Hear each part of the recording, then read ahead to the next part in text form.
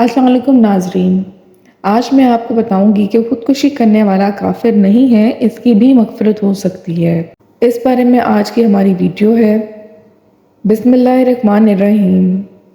حضرت جابر رضی اللہ تعالیٰ عنہ سے روایت ہے کہ طفیل بن عمر والد و دثیر رضی اللہ تعالیٰ عنہ اپنے قبیلہ کی طرف ہجرت کرنے کی درخواست لے کر رسول اللہ صلی اللہ علیہ وآلہ وسلم کی خدمت میں حاضر ہوئے اور عرض کیا، یا رسول اللہ صلی اللہ علیہ وآلہ وسلم، کیا آپ صلی اللہ علیہ وآلہ وسلم ایک مضبوط قلعہ اور محافظ جماعت کی طرف ہجرت کرنا منظور فرما سکتے ہیں؟ راوی کہتا ہے کہ زمانہ جاہلیت میں قبلہ دوس کے پاس ایک قلعہ تھا۔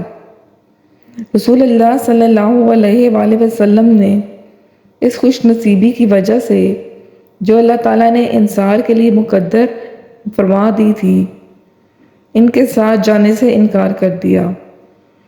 جب نبی کریم صلی اللہ علیہ وآلہ وسلم نے مدینہ ہجرت کی تو طفیل بن عمرو رضی اللہ تعالیٰ عنہ اور ان کی قوم کے ایک اور شخص نے بھی ساتھ ساتھ ہجرت کی۔ اتفاق یہ ہے کہ مدینہ کی آب و ہوا انہیں موافق نہ آئی اور ان کا رفیق بیمار پڑ گیا اور تکلیف برداشت نہ کر سکا۔ اس نے اپنے تیر کا پیکان نکال کر اپنے انگلیوں کے جوڑ کاٹ ڈالے۔ اس کے ہاتھوں سے خون بہہ نکلا یہاں تک کہ اس کی وفات ہو گئی۔ طفیل بن عمرو رضی اللہ تعالیٰ عنہ نے انہیں خواب میں دیکھا تو صورت اس کی بہت اچھی تھی مگر ہاتھ ڈھکے ہوئے تھے۔ دریافت کیا کہ تمہارے پروردگار نے تمہارے ساتھ کیا معاملہ کیا؟ انہوں نے جواب دیا کہ نبی کریم صلی اللہ علیہ وسلم کے ساتھ ہجرت کرنے کی برکت سے مجھے بخش دیا گیا۔ پھر ان سے پوچھا کہ تم اپنے ہاتھ ڈھانکے ہوئے کیوں نظر آ رہے ہو؟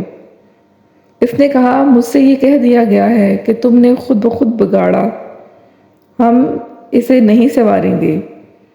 طفیل رضی اللہ تعالیٰ عنہ نے یہ خواب حضور صلی اللہ علیہ وسلم کی خدمت میں عرض کیا۔ آپ صلی اللہ علیہ وسلم نے دعا فرمائی، اے اللہ اس کے ہاتھوں کی بھی بخشش فرما دے۔ اس حدیث سے معلوم ہوا ہے کہ مغفرت میں بھی تجزیہ، تقسیم و بٹوارہ ہو سکتا ہے۔ یہاں مغفرت نے طفیل کے رفیق کے سارے جسم کو تو گھیر لیا تھا مگر امانت اہلیہ میں بے جا دست اندازی کی وجہ سے ان کے ہاتھوں کو چھوڑ دیا تھا۔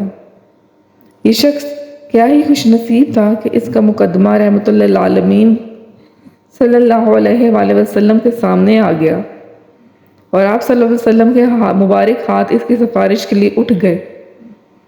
پھر کیا تھا، رحمت نے اس کی رگ رگ کو گھیر لیا۔